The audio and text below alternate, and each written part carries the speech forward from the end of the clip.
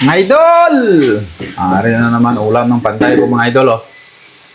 Nagluto ako dito ng pinakas na lison.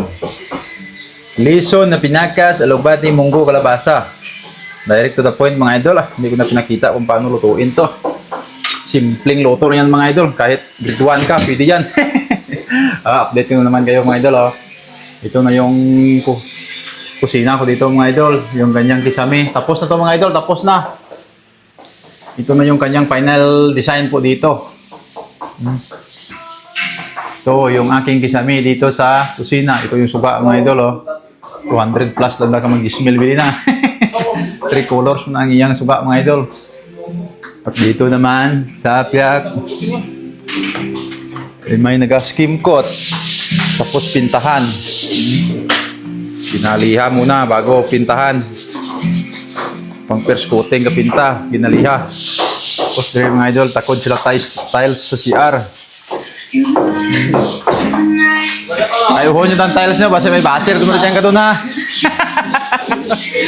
Tapos dire mga idol, sa kwarto. Iyahat nga kay BB Pink. Ay dire, may nagatambak dire. Obra pa to sila, isa kabanting. Kaya dire mga idol ha, lalom. Padir na ini, padir. Ato sila gakot-kot na pagkanto doon ha. Oh. Matagal-tagal pa yung trabaho nila dito mga idol. Mga isang buwan to sila bago makatapos dito. At dito naman sa balkon mga idol, tapos na rin ito. Yung kisame dito. Ito lang yung kanyang design. Oh.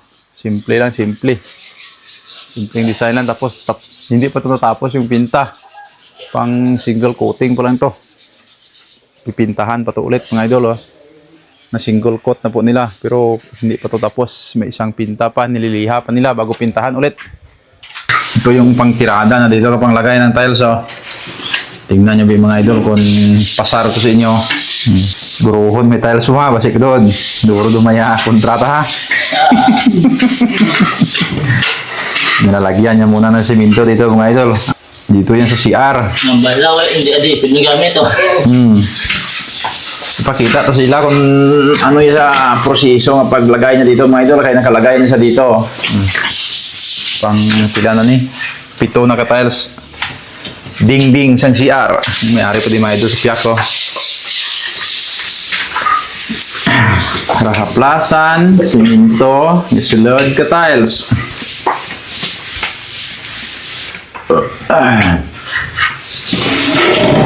Pagkatapos sa plasan, ilagay dito. Ito yung pinalalagyan dito mga idol. Oh. Why na basa. Fitting to mga idol, fitting.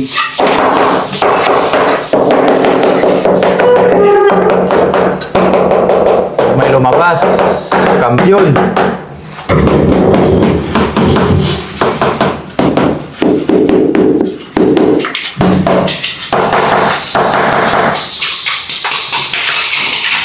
Ano ang masasabi nyo dito mga idol? Pasado ba o hindi?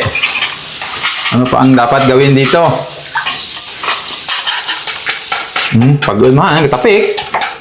Tapos nilalagyan nyo ng ano sa gitna. Mga ano tawag ka na? Napag-ipit ah. Tapos paslakan pag ka siminto di sa babaw. Tanga magdasok pidalom.